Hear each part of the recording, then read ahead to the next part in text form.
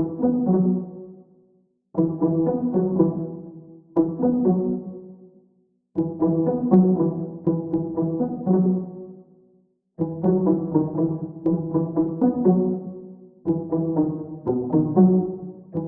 amin'ny resaka fitaterana anabakabaka indray dia fatiantoka ny any Madagasikara Airlines araky ny voalaza hatrany satria ampangainy ireo mpitantana ankehitriny ny mpitantana teo aloha ary isany naneho ny heviny mahakasika an'izany Irina Rakotomanga.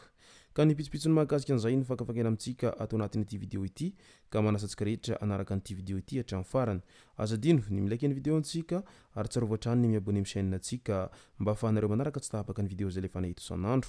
Tsy ampendela moa isika fa avy hatrany tonga de vavany ndao ary.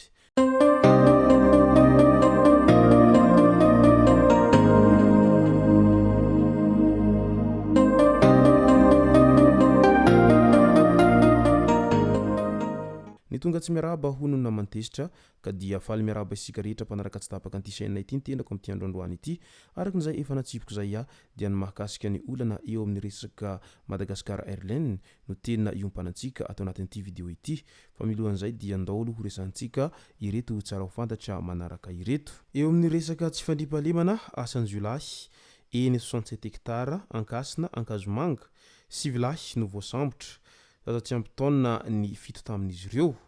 Ravan'ny polisy pirenena ny tambazotra ny andianjatovo malaza mpanao asa fanendahana sy halatra isan-karazany manodidina ny Ankasina 67 hectares ary iny Ankazomanga iny. Ny aliny 2 aprily 2024 dia nanao velam-pandrika ny polisy tamin'ny alalan'ny fanamiana sivily ka voasambotra tamin'izany ireo mpanendaka misa 67 hectares avaratra Antsinanana. Nandritra ny fanohizana ny fanadihadiana dia olona roa hafa izay naman'izy ireo ihany no voasambotra ihany koa ny 5 aprily 2024 tao Ankasina. Iray hafa kosa no tratehaka tao 67 hectares avaratra Antsinanana ny maraina ny 4 aprily 2024 zaza tsy ampy taona ny fito tamin'ireo izay sy voasambotra ireo. Ka noho izany ry ray aman-dreny ny zaza tsy ampy taona dia efa mandeha mangalatra sy manao asa ratsy zay aleo mba anaro ihany ny zaza ary zoro amin'ny lalana izay tokony ho alehany fa tsy sanatria akory avela mirenireny ka lasa mivarina any ankady ary manao ny tsy tokony atao amin'izao manita-kevitra amin'ny asa ratsy etseroa izay ekena fa sarotra ny fiainana ary tsy vaholana izany hoe avela andeha hangalatra izany ny zanaka. Mbola ao anatin'izay resaka asa ratsy amin'ny fanendahana etseroa izay teny ambohipohy indray ny fanenjehan'ny fokon'olona ny alahady vao maraina izy roa lahy ireto fa nanao sintomahery efa saiky niharan'ny fitsaram-bahoaka izy ireo raha tsy tonga ara-potoana ny polisy tamin'io fotoana io ary efa saiky razana angambany no nivantanin'ireo fianakaviany raha toa ka tarakely izay fiavian'ny polisy teny an-toerana izay eny ambohipohy raha teo moa toerana izay azo lazaina fa mandry fahalemana ary tena sarotiny amin'izay resaka tsy fandriampahalemana izay ny mponina eny amin'ny manodidina iny satria ny eny mantsy dia betsaka ny mpianatra no tena mipetraka sy monina eny ambohipohy eny ka izay no tena mahasarotiny ireo mpianatra indrindra fa ireo mpianatra avy any amin'ny faritany ireo izay tena tsy mangasitraka an'izay resaka tsy fandriampahalemana etsero izay. Resaka haratsin-dalana indray any Ambatondrazakany miara-misalahy manamboatra ny lalana eo an-tanàna ny fokon'olona izay tariny be ny tanàna 20 kilometatra eo miala ny Ambatondrazaka renivohitra ny distrikany kominy Didy saingy andro maromaro vao tonga any amin'izany tanteraka potika efa taonany maro ka mila fijerena ny lalana any amin'io toeran'io. Taxi moto ny fitaterana tena mandeha ka na ny razana aza dia hoentina taxi moto rehefa makany amin'ny toeran'io. Ka izay na tonga ny tiben'ny tanàna ity nanapa-kevitra hanao asa tana maro ho fanarenana an'izay lalana izay mampitohy any Didy sy ny Ambatondrazaka renivohitra izay. Ka noho izany dia tsy mila miandry ny fitondram-panjakana akory rehefa tianao zavatra na ihany koa hanao hetsika amin'ny fampandrosoana izay fa na ny asa tana maro aza dia efa dingana iray lehibe hirosoana amin'izay fampandrosoana izay raha toa ka tena ao anatintsika tsirairay izay toe-tsaina liam-pandrosoana izay. Eo amin'ny resaka ny Madagasikara Airlines indray dia ampangain'ireo mpitantana ankehitriny ireo mpitantana teo aloha matiantoka 700 tapitrisa dolara ny Madagasikara Airlines teo anelanelany taona 2024 sy 2024 vokatry ny safidy mpitantanana teo aloha izay nitarika koa tamin'ny trosa mitentina 520 tapitrisa dolara ho ity orinasa ity. Milaza ny mpitantana ankehitriny fa niova nanomboka ny 4 mitombo ny mpandeha fiaramanidina manatanteraka feno ny sidina sy ny sisa ka miverina tsy kelikely amin'ny fahamarinantoerana ity orinasa mpitaterana ity.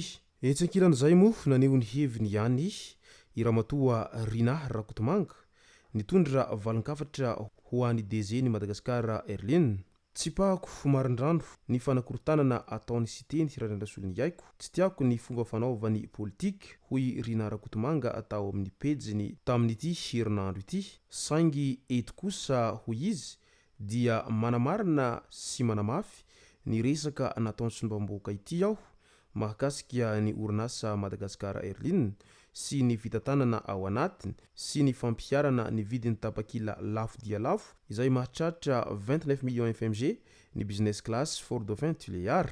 Tena marina io ary tena zava-misy. Lainga no resahany Andriamatoa Tale Général ho iatrany Rina Rakotomanga ary fialanandraikitra fotsiny ihany ny communiqué izay nataony.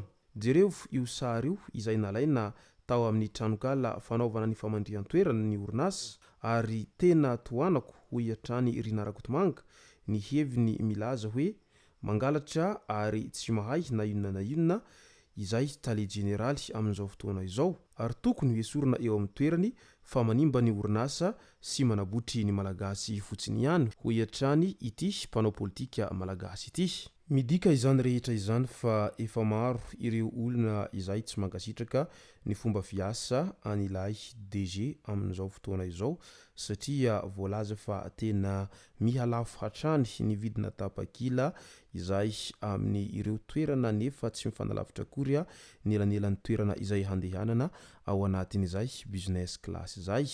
Nefa ny malagasy raha teo voalaza fa olona mahantra ary olona tena miaina ao anatin'izay fahasahiranana izay nefa dia lafo tahaka an'izany ny vidina tapakila na fiaramanidina.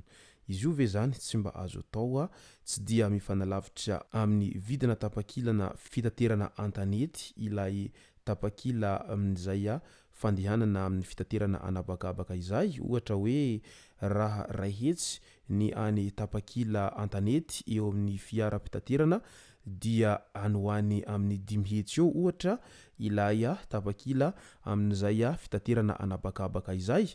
Amin'izay mantsy mba maromaro ireo vahoaka izay mba afaka mandeha an'izay fiaramanidina izay ary mety tombo isanandro ny isan'ireo mpandeha amin'izay fiaramanidina izay. Fa raha ohatra ka io amin'ny vidina tapakila lafo be io mantsy dia tsy ho zakany be sy ny maro io vidina tapakila lafo io na dia maika hamonjy raha tahaka n'inona aza. Izay ny masaka azona roso tao anatin'ity video ity tomboko lasy tomboko vavy misaotratsika rehetra nanaraka an'ity video ity hatramin'ny farany. Aza dino ny milaiky ny video antsika ary tsarova hatrany ny miabone amin'ny chaîne antsika mba ahafahanareo manaraka tsy tahapaka ny video izay lefa nahito isan'andro. Tomboko lasy tomboko vavy mankasitraka dia mirary soa.